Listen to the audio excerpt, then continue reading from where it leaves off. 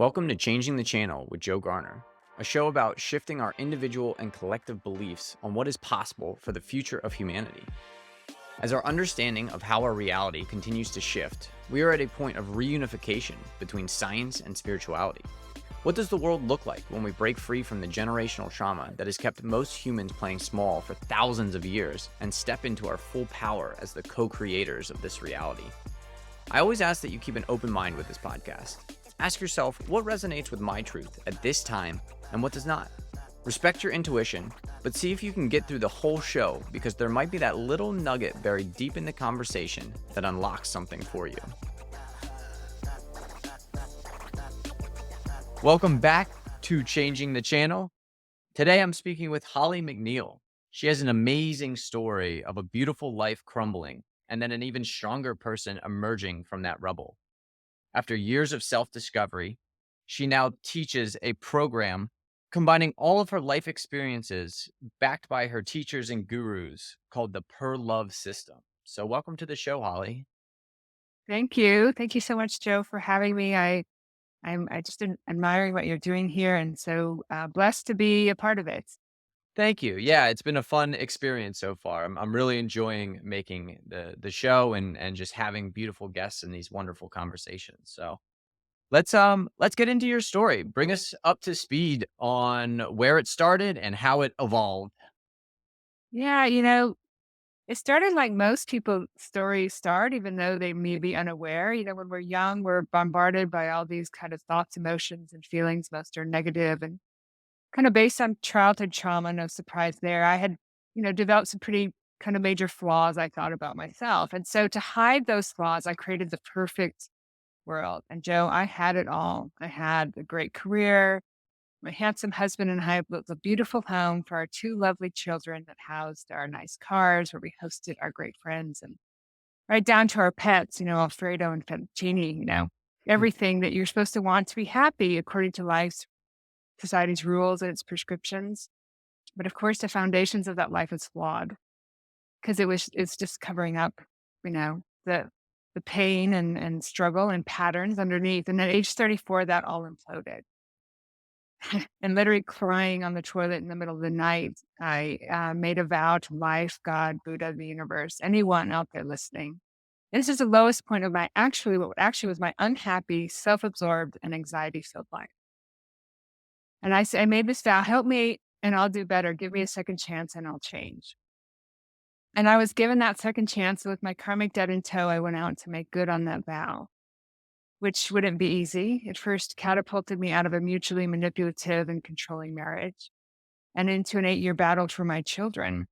And, I'm now a single mom working full time, and then fighting to prevent my permanent alienation from them, which I was very fortunate to do. There was some of that,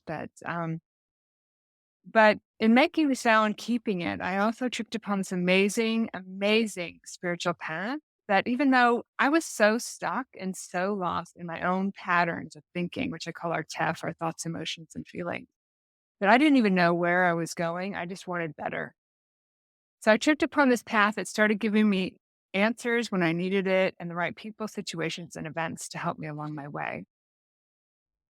This journey would take me from my hometown in the Black Hills of South Dakota to Minneapolis and beyond. Books showed up, teachings, movies, hearing conversations as you walk by. Just anytime I had a question, the next thing that would show up was the answer. In the greater New York City area, I practiced Buddhism for 5 years before at age 49, once again, packing up everything I had, leaving everyone I knew to move across the country to live in a Dharma house in San Francisco. And in my early 40s, the journey took place, ironically, between 9/11 and the COVID pandemic. But in my early 40s, I started to realize that I have something to say. So I put two intentions out to the world. The first was to retire from my chosen profession as an architect. I now call myself the mindfulness architect. Um, and the second was to have the time and space to write about what I thought I knew. And so I retired 2 days before I turned 50, and in 2017, sat down to write, but it wouldn't be until the COVID pandemic that the Perla formula, came about. So that's my story. I'm so grateful to be here. I wouldn't wish it on anyone, but it taught me so much. It's like I had to go through those things to find this clarity and space and awareness and understanding. And now I'm here to, like you said, in our meditation, did a beautiful meditation before this talk. I'm here to share it with people that are looking and ready, looking and searching to get out of that stuck position. So Yeah, a very eloquently put story. I really appreciate kind of the detail that you go into and just thank you. for people listening to understand that the journey, just because you got into the journey, I mean, it took almost 20 years Yeah. to get to a point Yeah. where you felt comfortable enough to be able to share. And from my perspective, I think that's starting to speed up. I think the length Mhm. Oh, yeah. that it takes now, especially with the amount of information that's available, and again, you Yeah. were relying on books and conversations, and now people can come across these conversations on platforms like this, and it makes that Exactly. process so much simpler and easier. Not simpler and easier to do the internal work, but to The have, work yeah, to have that those not experiences available that already. jolt you and say, "Hey, let's explore a little the hidden parts of me, the parts that I've stuck deep down inside of me." So, And that's exactly right. And the beautiful thing too about being on this journey is that when you first go on it, you just need to believe there's something more. You don't even have to know what it is. And these types of things showed up. And yes, it's true that these types of things showed up for me. And it was, and my whole goal is to help, speed up that process or make it so it doesn't take 20 years to get there. But it's there and it's available to you. You don't have to figure it all out. You just have to believe and put that intention out there and be mindful of what shows up. exactly. I want to take a minute from the show to share how you can support changing the channel.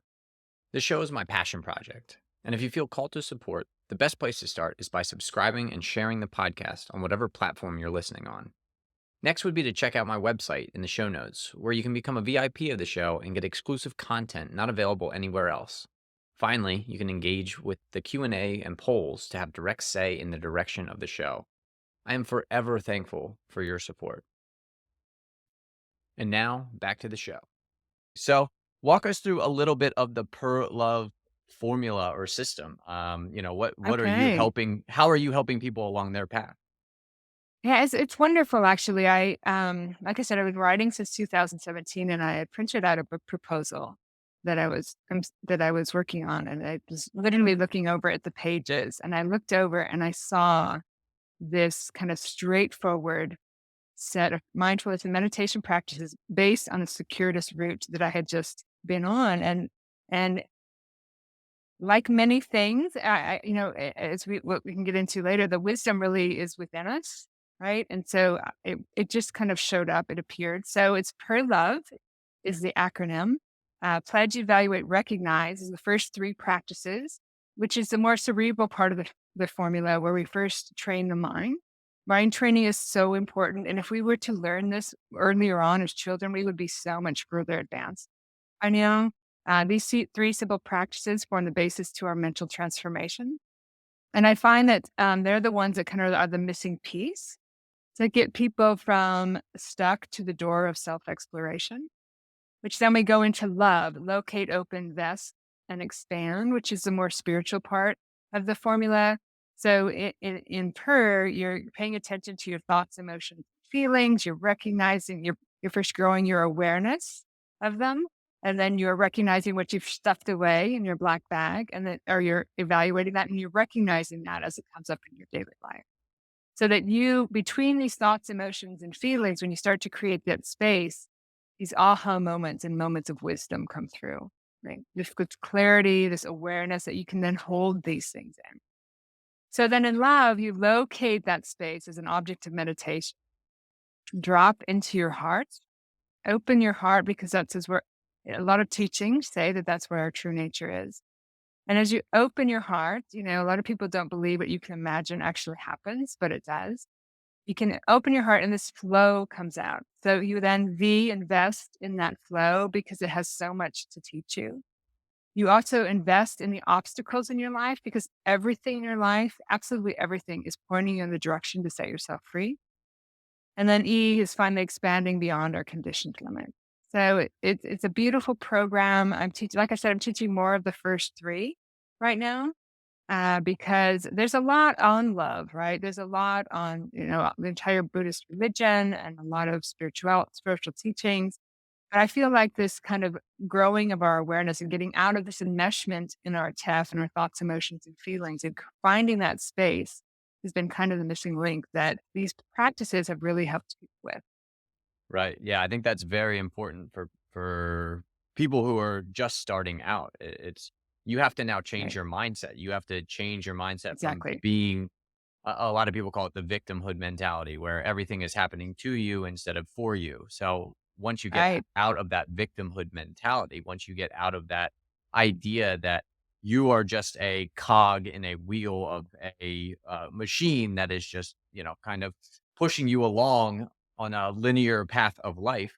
Once you get off that, once you get out of that mentality, now you can really focus on who you're meant to be. What are you here to provide? What is your gift to the world? And Right. that's where that spirituality or that access to, what some people call the flow state or their higher Yeah. self, that Yeah. getting access to that now becomes Okay. a lot easier when you don't have all the thoughts and the emotions and the feelings that are blocking it, right? Right. Right. Exactly right. I tell people it's like the door. You can't find the flow if you can't get to the door. And your thoughts, emotions, and feelings have been covering those, right? And so when you can find, that clarity and that space to open the door. And at first, it's your heart is like a muscle that's atrophied, right? And everything takes practice. One of the biggest things I teach people is if you I tell people this, and there's only one thing you want to walk away from. If you want to learn something or change something or do something, you must do it over and over and over and over again. Because if you think about these patterns, these thoughts, emotions, and feelings, 95% of that happens without our awareness in our subconscious minds. We've created over and over and over again our anxiety, our fears, our angers, our things that have kept us stuck and have used our energy so that those energies aren't available for our greater purpose. And so if you want something positive or any positive change, you must do it over and over and over again. Like this podcast, if you listen to it just once and never again, you'll remember that it was helpful and there were some good things, but you won't keep it. Right. It takes 3 times to even remember it, 8 times to let it sink in, and 21 days to make a habit. So yeah, that's the biggest kind of nugget I usually leave people with is just if you find something that works, listen to it over and over. And it worked for me. It definitely worked for me in my journey, even when I didn't really know where I was going totally.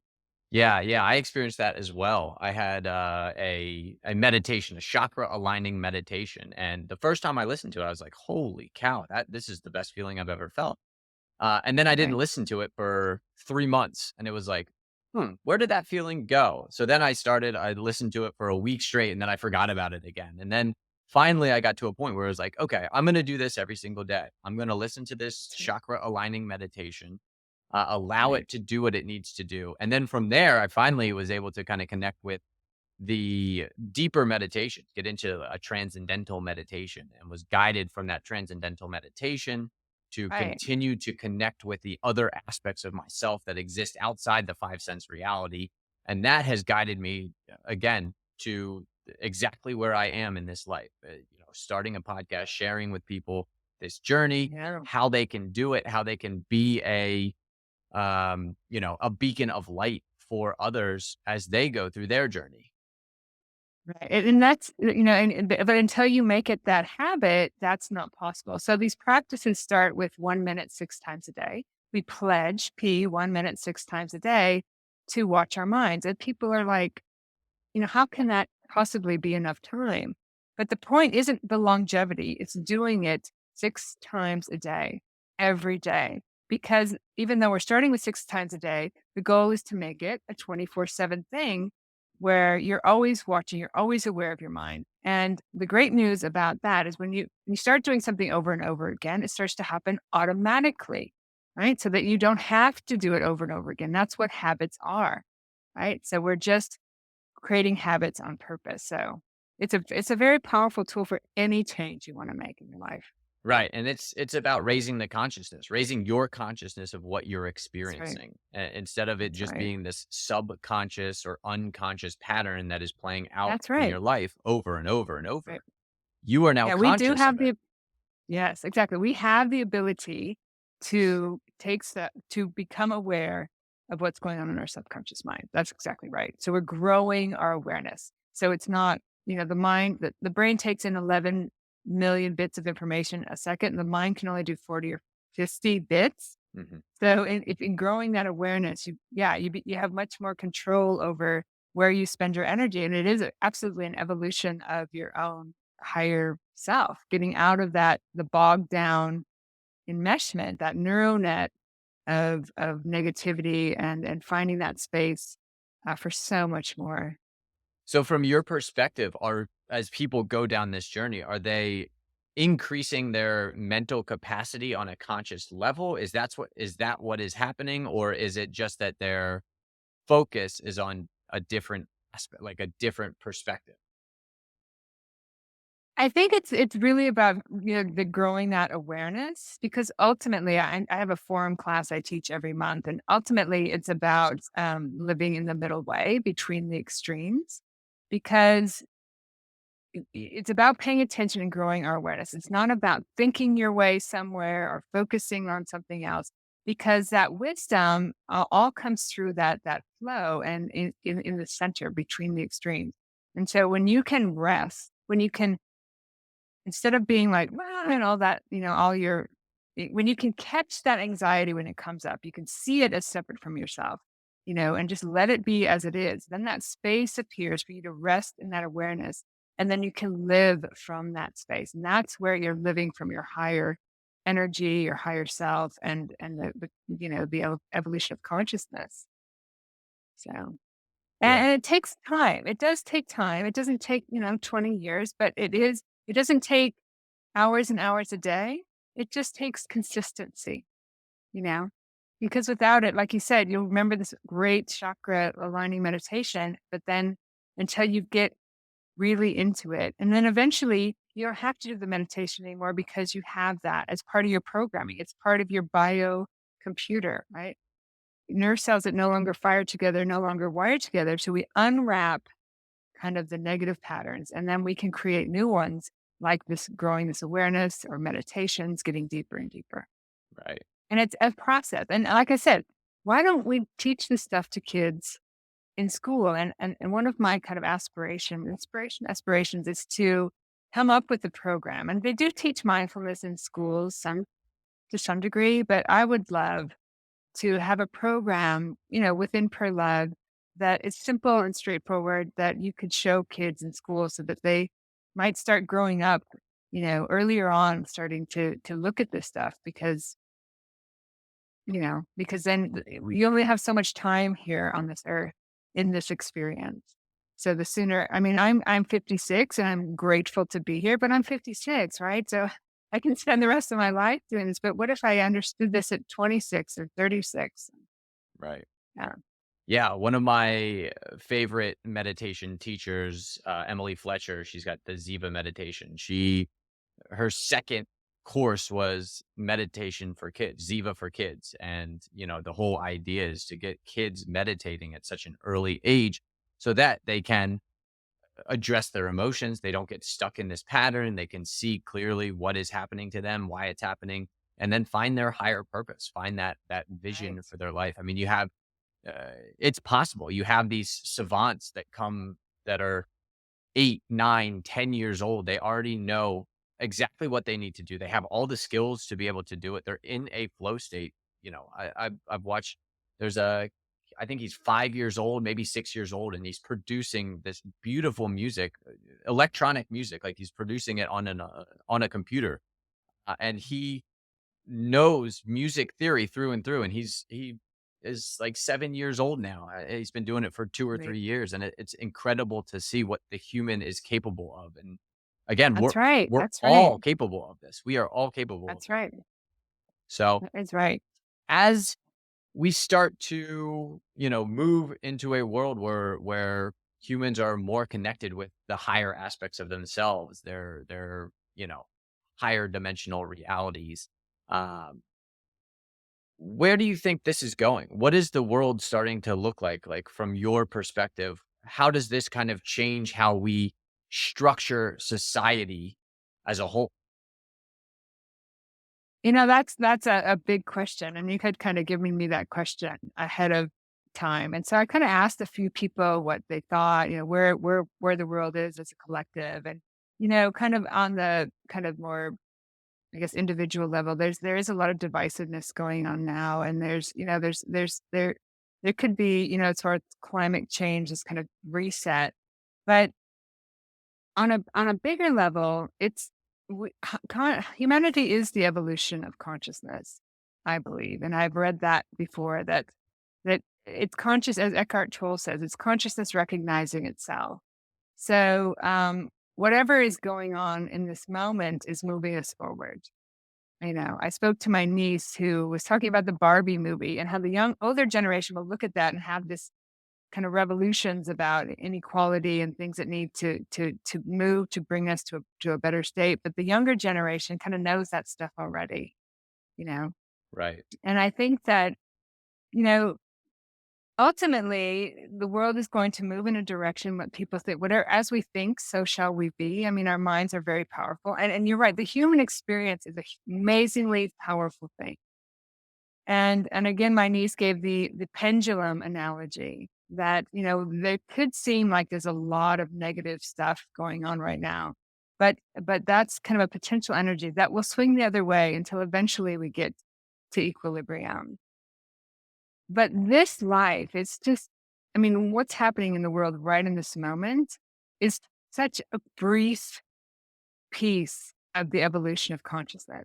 I mean, we've been here for millions of years. I mean, we're gonna consciousness will be here millions of years from now, and ultimately, over the very, very long haul, it is about uh, you know being in a more awakened state.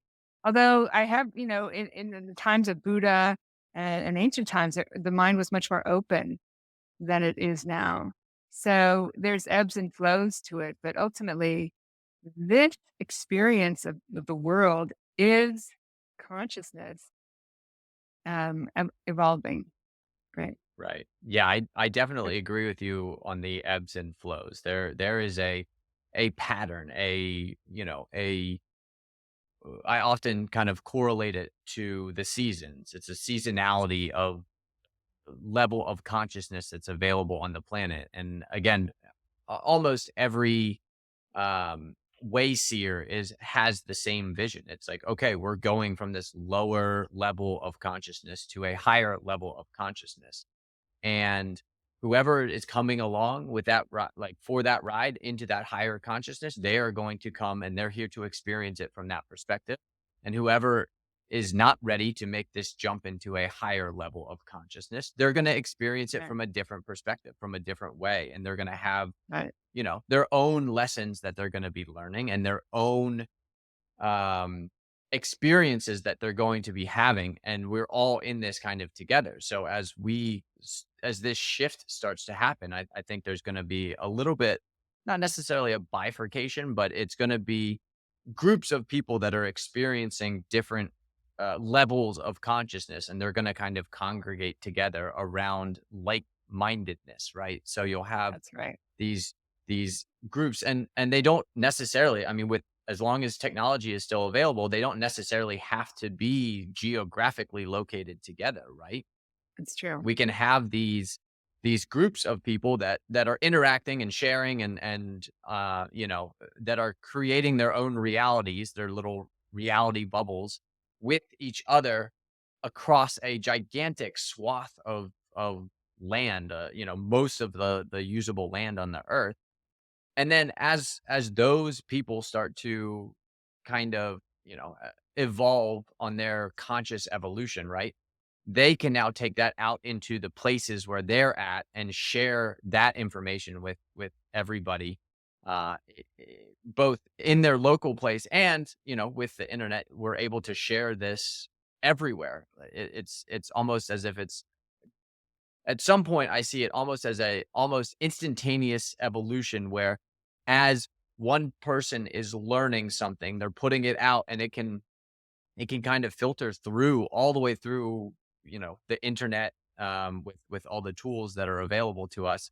And within 6 months, it's a kind of a known fact. It's a staple of what we believe as a collective group of humans, right? Yeah, and that is the ideal, of course, but even the best thing we can do, right, is to find our create our own awakening or grow our own awareness.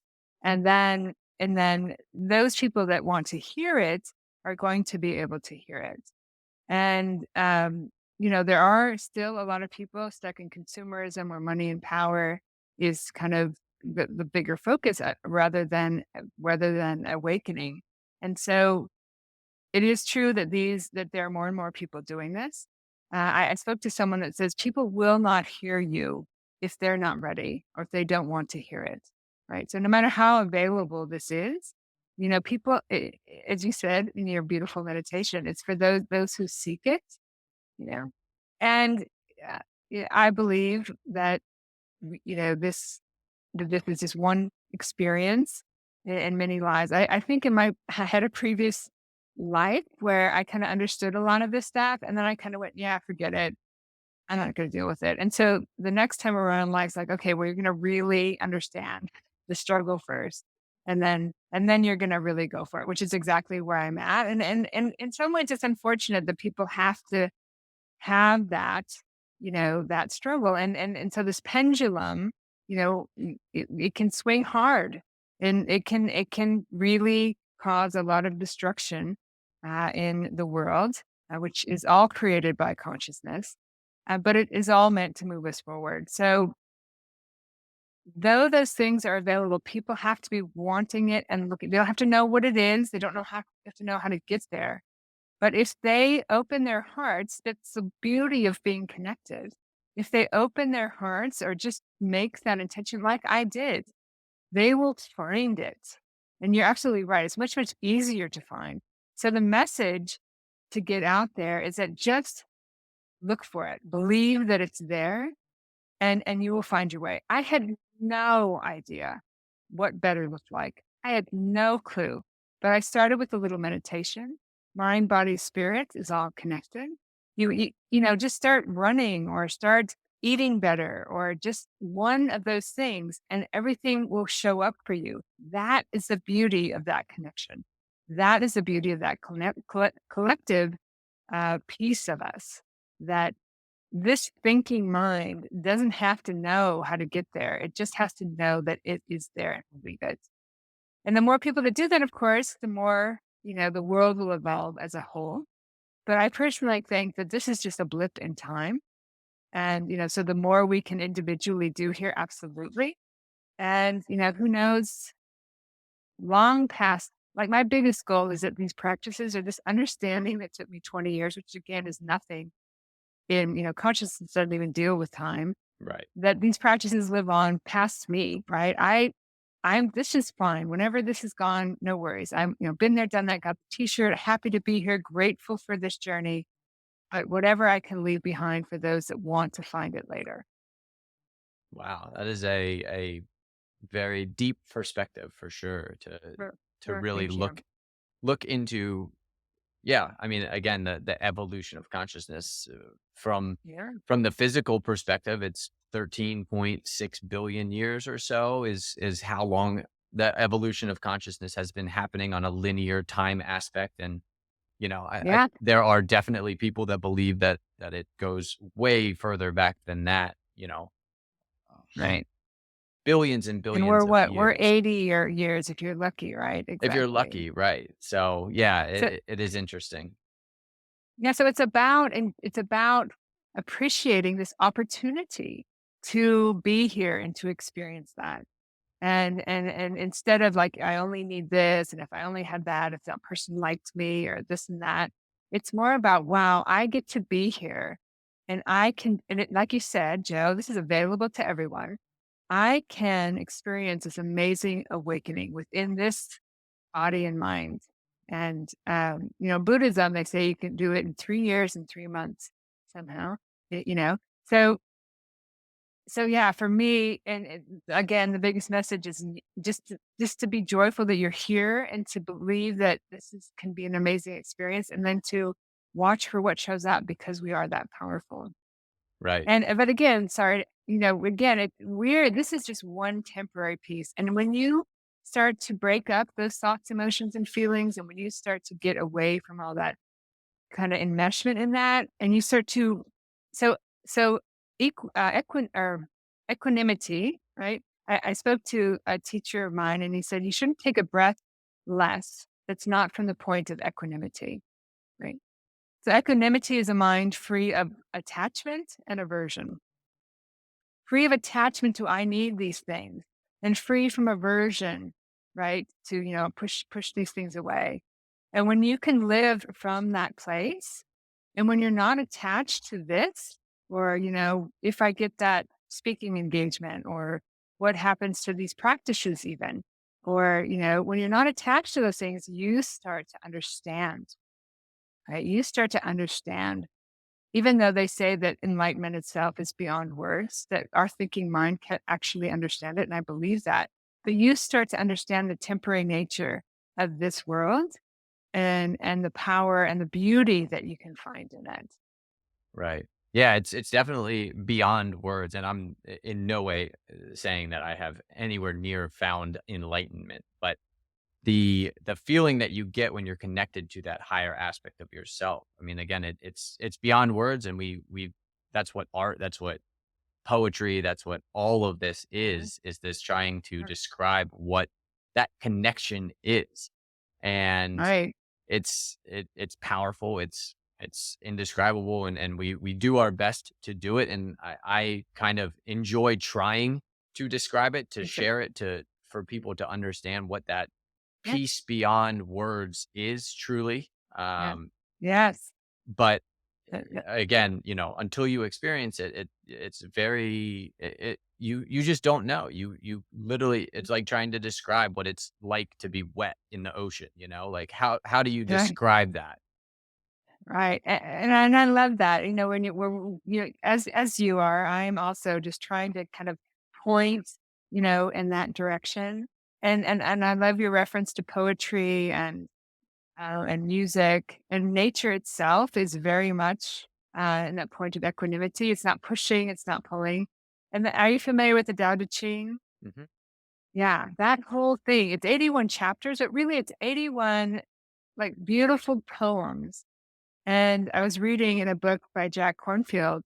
Was it Michael Singer? It's like you can read that whole thing and cry every moment of it and still really not understand what it's trying to tell you, you Right. know? But the more you expose yourself to those things, the more time you spend in meditation in Tibetan means to become familiar with, which I didn't know for a long, long time into my journey, even a long time into when I was teaching my classes. I heard this from Tim Olmsted, who's a president of the Pima Chodron Foundation. It means to become familiar with, and become familiar with your mind, right? And the more time you spend in meditation, first you become familiar with your thoughts, emotions, feelings, and then clearing those out. And then you become familiar with that flow, right? And so that's all in this as humanity that we can do, you know? Um, but it's a wonderful, peaceful, very rewarding journey for all I've been through, for all of it. I don't regret a moment being where I am today and having this opportunity to share these practices. And in any practice, per love, I call it I say the formula to happiness is lost within us, but because we're so stuck in consumerism and being stuck in our thoughts, emotions, and feelings that we don't understand that it's already there. But per love is just one path there. What I loved about my journey is that I looked in the not on purpose, just from what showed up. I looked in the modalities of psychology, neuroscience, spirituality, Buddhism, and they all point back to these few simple, beautiful, amazing truths that we are not our thoughts, emotions, and feelings, that thoughts alone are powerless. And if we unravel this kind of mess of whatever we created without our awareness, there's this beautiful light and peace and flow that comes through. And then again, you can see it and not really understand it, but the more time you spend there, becoming familiar with it, as long as you can in this life that you've been given, and things still happen. There's still ups and downs. There's still, sickness and joy but being in that place allows you to be at peace and understanding and to see, which is big, regardless of what's going on in your life. Yeah. So highly recommend it. Yeah, I would too. If you are not searching for that peace that transcends life, then now could be the first day on that journey. This could be That's your right. your Do it. It's first well worth opportunity. it. Exactly. That is right. Yeah, and I So, think it's also yeah. kind of fascinating how quantum mechanics is also basically backing up Yeah. what Yeah. uh, all of these Eastern traditions have been saying, that That's right. there's this infinite field that connects us all, that we are all connected as one, uh, Yes. basic being of consciousness. That each one Yeah. of us, even though we have these different iterations and these different lenses that we're Different viewing. iterations. I like that. I like putting it that way. That we have Yeah, this is a different iteration of consciousness. I love that. I'm going to use that. That's really good. yeah, but But yeah, you're exactly right. yeah, Go ahead. Sorry. we're Go each ahead. one of us is a different lens, is a different perspective, but at the fundamental level, at the very basic level, we are just consciousness. That's all that we are. And consciousness is Yeah. creating the physical reality, just like you said. Um, Yeah. and through that creation in the physical reality, it's a representation of the internal reality being portrayed as the external reality. And that was kind of the fundamental idea behind changing the channel, is that when you change the internal reality, you change the external reality. That is so true. That is so true that the subconscious mind is very literal. It's no questions asked. So whatever program you have in there is going to be your reality. And so without awareness, that program is going to be all that negativity because 80% of our thousands, tens of thousands of thoughts a day are negative. The mind has a negative bias for survival. But you're absolutely right. If you change those patterns, again, the subconscious mind has you put that program in there, your life will be. And I love you're talking about, quantum mechanics and Dr. Joe Dispenza is big, getting bigger now. But I first came across him in the 2004 movie, What the Bleep Do We Know? Have you seen that movie? Yeah. Yeah, yeah, and it's such a great movie. It's half, documentary and half story. Marlene Matlin, I think. And, if anyone wants a place to start, watch that movie not just once, over and over and over and over again, because you will pick up stuff. It's talking about a lot of the stuff we're talking about right here, and you will pick up stuff every time you watch it. And again, like I said, if you watch it 20 times, you will start to live these changes because you're reprogramming. Anything you program, you will start to live those changes and change the channel, as Joe said. You will Right. change your channel. I love Yeah. it. Yeah, I actually had Dr. Lisa Thompson. She was on the show, and she went to the Wonderful. same school that Dr. Joe Dispenza went to, and they kind of Mm. shared a couple years together. And yeah, it was fascinating to hear that this one school, it was basically a school based on the channelings of this one channel. And through those teachings, I Oh. mean, has just created such a massive shift in the consciousness. And that's, Yeah. again, that What? ripple creates another ripple and creates another ripple. And then before we know it, Yeah. I think the world starts to shape up to something that we are all finding joy, peace, and love in our lives on a daily basis, instead of, Regardless of what's going on, right? And yes, but then the more people think that, I mean, all we have to do is really think that we're that powerful and believe it, and it will happen. So the more people, as you said, that can hear these things and more available to them, just really need to believe it. That there's more. There has to be more to life than this. I mean, this we think this. A lot of people think that this is the permanent thing, and that you know, this body goes to heaven or whatever. But what about the idea that this is the temporary, this is the dream, and we're really this something much bigger, which is absolutely true because there's 100% chance that this body will not be here in 100 years. Right? There are no 200-year-old people in this world, no 150-year-old people. There might be one or two 120-year-old or 105, but absolutely. This is the temporary piece. There is so much more. And so the more people that can start to believe that and just want to investigate it, the more of these things will show up. And it is all about what you think, right? You create that. Right. And I love that school. You have to tell me the name of that school. I'd love to research more on that. Yeah, yeah, I'll look it up after the show. Um, Yeah. Now there's an interesting, um, reasoning, a thought behind the idea that the human body is actually designed to live longer and longer and longer, not just 100 years or 120 years. Again, they talk about in the Bible, these They do. people I was going to say, people three living for years. 3, 4, 500 years, 1,000 years. Right. When you look into the Right. book of Enoch, there's people living for 1,000 years, and if you go even Yep. further back into, the Sumerian text, there's rulers, leaders that were living for 3 and 4,000 years. Um, Yeah. I mean, do you have any perspective on that? Is that a possibility for humanity as we start to eradicate the dis-ease from our bodies, the fear from our bodies, the pain and suffering from our bodies? Mm. Do we continue to live longer and longer and longer without those, you know, basic basically the debilitating aspects of what we call reality? Yeah, I like the way you asked that question with the disease, because ultimately, a lot of what's going on in this body is, most of those thoughts that aren't conscious, they show up in our body in the form of emotions and feelings and anxieties and pains and sickness. So, absolutely, absolutely, I think that. I mean, obviously, when this body is gone, one of the things it's like, okay, I was here and I figured this all out, and I know this isn't going to last.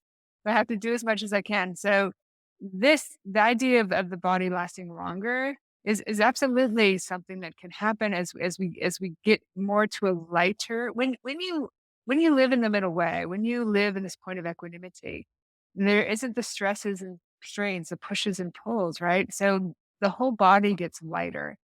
And I mean, I still have my own kind of chronic stuff, but even those things get better. And so yeah, we can absolutely live longer and help in the evolution of it. But again, even 2,000 years is, The blink. it's so far beyond what we can really understand. There's a vast, as Eckhart Tolle says, is a vast realm of intelligence beyond thought. Or maybe that's Adyashanti is another great teacher, you know. And so I think so. I think a lot of our disease is this misunderstanding that this brain and this mind is who we are. Right? That and when you're born, you have this open heart, and then at the moment of birth, there's almost this kind of little blip.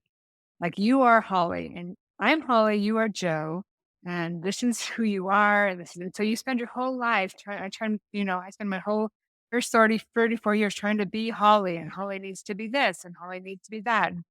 And Holly's unlovable because of this, and Holly's unworthy because of this, and all of that. I had so much anxiety, and I mean, you can see it in my face. I've got my lovely, anxiety lines here, and so the more you don't attach to this Holly, the more you're like, okay, look, I'm in this vehicle, I'm awake, I'm aware, I can do this, and I know you want to take good care of it, but the freer you are, so much more free, right? You still have to go to work and, you know, um, my son's getting married in a couple months, which is wonderful, and then I still have, bills to pay and all of those things, but you're so much freer because you know that this isn't it. this is an experience and an evolution of it. So absolutely. I think the more, the more collectively people or not even understand, but believe this to be happening, the less attached they get to this temporary situation, the more beautiful and evolutionary. Yeah, we'll live longer and who knows. But Earth itself is come, like you said, it's a creation of consciousness. So this isn't it, right? The direction the world is moving is, of course, towards awakening. But this isn't awakening. This is, as you said, an iteration. I love that. This is an iteration of it. An important iteration, and there's lots we can learn. And of course, there's lots of harm that's been done as well, because of the enmeshment in our programming. Um, but yeah, I love what I'm doing. And like you said, you're enjoying what you're doing because it's such a beautiful opportunity, I guess. Yeah, to live from that soul level, to live from Yes. that higher understanding and really just find the joy and peace in every single situation. Every, And that's right. Every act, yeah. Like sorry to interrupt, but and invest in per loves. Absolutely everything. Your small, isolated self, your ego, your happiness thief is trying to keep you imprisoned, but absolutely everything, every problem, every situation is showing you what you need to set yourself free. And if you live from that place, it all unfolds. Mm. Yeah. Well, Holly, I really appreciate this conversation. It has been wonderful. Your knowledge on these old texts and these gurus, and especially some of these newer gurus as well, is beautiful, profound, and I think you're Thank you. doing an amazing job. And if anybody's looking to get into the Per Love um, program, where can they find you? Great. Thank you for asking. And I love that you mentioned the gurus and teachers from millennial wisdom to modern day thought leaders. Because like I said, I'm an architect, right? And my job is to put big puzzles together. So none of what I'm saying is anything I had to make up, right? It's all been taught there. It's been that equanimity has been taught in all the major religions and philosophies, the golden mean, the Bhagavad Gita, the Tao Te Ching. So thank you for that. If you go to preloveformula.com and you sign up for my newsletter, you'll be sent a 1 hour free class called The Lost Formula to Happiness, where it goes through each one of the practices and what to do, what they are, and it's free. So the program is completely free, and you can and I suggest that you listen to it if it speaks to you over and over and over and over again. If you want more on that, we do have a monthly forum. It's called the Perfect Practice Forum. It's very, very low cost. We meet twice a month and we go through different modules. There's 4 modules. We go through P 1 month, E 1 month, and R over and over again. So there's a module of the basics. The second module is from the inside out. Third module is simple and obvious, and the fourth one is the middle way. And you can join anytime because we eventually repeat them. And we've got it's a small group right now, but it's a great group of people. There's also one-on-one coaching available, but anything that speaks to you really, I would start with the class and contact me at Holly at Perlove Formula, PERLOVE formula.com with any questions you have. And if I don't know when this is going to broadcast. It's probably not going to broadcast in time, but I'll be speaking at the Mindfulness Expo in Anaheim this month in September. So, Oh, and hopefully I'll beautiful. be speaking. You can find me speaking in more events down the road. Yes, you have a beautiful voice and a beautiful message. So I hope you continue to speak it to the world. Thank you, and good luck to Joe with your changing the channel, and I love it. When we first spoke, I thought it was a great endeavor, and I'm sure you put your attention out there, you will get to the people that are ready to listen to it, and I hope it brings a lot of people joy. Yes, thank you very much, Holly. Really appreciate the conversation, and I hope you have a wonderful day. Okay, take care. Thank you again for listening to Changing the Channel with Joe Garner. If you enjoyed the show, please follow the podcast, hit the bell to know when a new show comes out, share with a friend, and rate us on whatever platform you're tuning in from. It helps get these messages out to more people to create the collective shift in reality we are here to experience. Make sure you interact with the Q&A and poll sections of the show so I can continue to provide content you enjoy. Finally, check out my website in the show notes to become a VIP of Changing the Channel and join the shift that is happening.